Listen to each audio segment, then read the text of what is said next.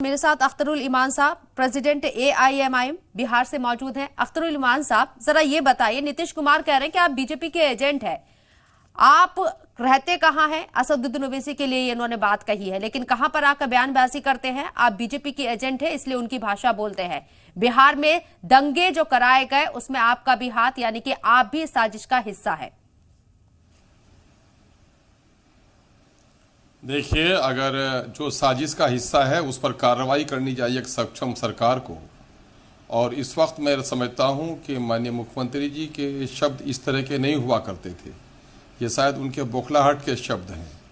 और उन्होंने MIM को बीजेपी की बी टीम कहने की कोशिश की है। बी टीम ने एजेंट कहा है, सीधे तौर पर एजेंट कहा है। हर आदमी का ज़मीर होता है।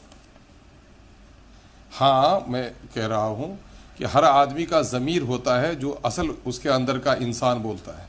अपने ज़मीर में झांक कर देखें और अवैसी साहब के इतिहास को भी पढ़ लें, उनके बाप दादा के इतिहास को भी पढ़ लें और उनकी पूरी कारकर्दगी को पढ़ लें और अपना भी इतिहास पढ़ लें। पिछले 20-22 सालों का वाजपेयी जी के प्रधानमंत्री काल में उसके कैबिनेट में आप मिनिस्टर रहे, बीजेपी के साथ आप रहे और बीजेपी के ज़माने ही में ही आप रेल मंत्री थे और गोधरा जला और फौरी तौर पर आपने रेलवे इंक्वायरी नहीं कराई। अफवाह की वजह से गोधरा जला और अक़लियतों का वो बड़ा नुकसान हुआ।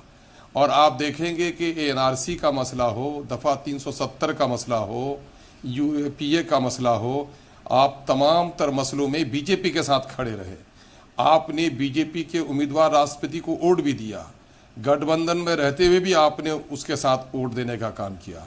तो आप बीजेपी की बी टीम क्या? आप तो एक सिक्के के दो पहलू हैं।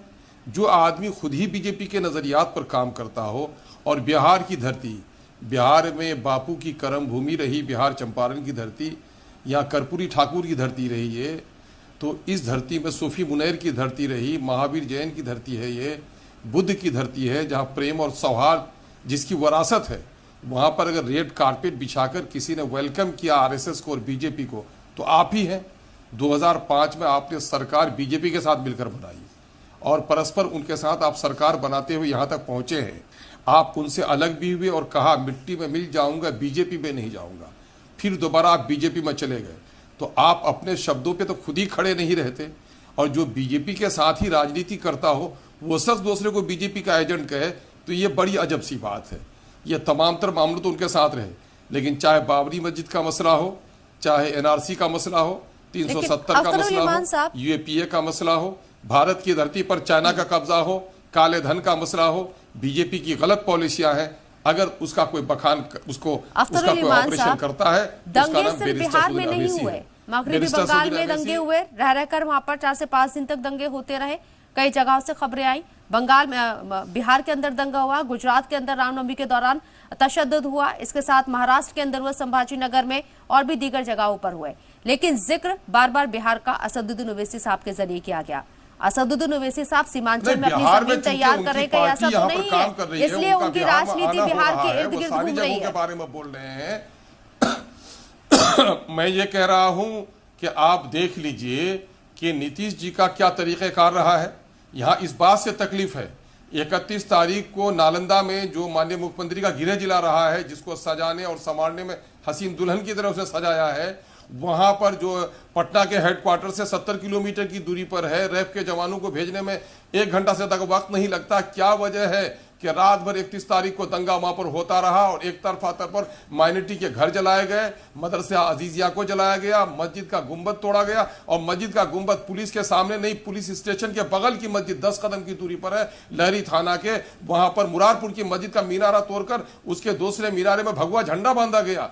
क्या बात करते हैं आपने, क्यों नहीं? और दूसरे दिन उसकी पुनर्वृत्ति हो जाती है, क्यों होती है? बीजेपी का तो काम ही है कि अक़लियत को निशाना बनाओ। क्या दंगे करते हैं लोग, क्यों करते हैं? पहले समझना पड़ेगा कि दंगा क्या माइनॉरिटी के लोग कर सकते हैं? वो घबराए हुए माइनॉरिटी के लोग, जिनकी दाढ़ी नोची जाती है, जिनकी मॉब लिंचिंग होती है, जिनकी मस्जिद अभी ये कैसे क्लियर कर सकते हैं या कैसे सर्टिफिकेट दे सकते हैं कि किस तबके के लोगों ने दंगा किया, किस तबके के लोगों ने दंगा नहीं किया है? जांच होने दीजिए। फसाद करना चाहेगा, फसाद बीजेपी के पालतू गुंडों ने किया और उन्होंने किया और रोकने में सक्षम नहीं रही बिहार की सरकार। बिहार के चीफ मिनिस्टर खुद होम मिनिस्टर भी हैं, उनको चाहिए था, लेकिन इन्होंने मेरा भी यही सवाल है दूसरे मामले कि में दंगे कई रियासतों के अंदर हुए, लेकिन एआईएम की जो दंगों की सुई है वो सिर्फ बिहार पर आकर क्यों टिकी? साहबा जी बोलिए सर, आपसे मेरा सवाल है। मेरी बात सुन लीजिए। बिहार की नहीं, पूरे देश की वो बात करते हैं। बिहार की रिपोर्ट मिली है, बिहार की बात कर रहे हैं, उनके लोग बंगाल को देख रहे हैं, बंगाल की बात करेंगे। कोई जरूरी है कि एक साथ सारी बात कर देंगे? वो सारी सच्चाइयों को लेकर उसके बाद बात करते हैं। तो आप ये पहले बताइए कि दूसरे दिन जो दंगे हुए क्यों हुए? दूसरे दिन के दंगे इसलिए हुए कि गठबंधन के लोगों ने माइनॉरिटी को छोड़ दिया बेसहारा, ताकि इनकी पिटाई हो, ताकि खौफ जदा होकर उनकी गोद में आ जाए।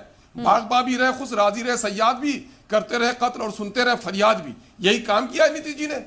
तो इस पर बात नहीं उठाएंगे? सारे पूरे देश के अंदर में, चाहे दलित का हो, चाहे हिंदू का, मुस्लिम का हो, किसी पर भी तकलीफ होती है तो सबसे पहली आवाज अगर किसी की उठती है तो बैरिस्टर असदुद्दीन अवैसी की उठती है। इसमें किसी से सर्टिफिकेट लेने की जरूरत है क्या?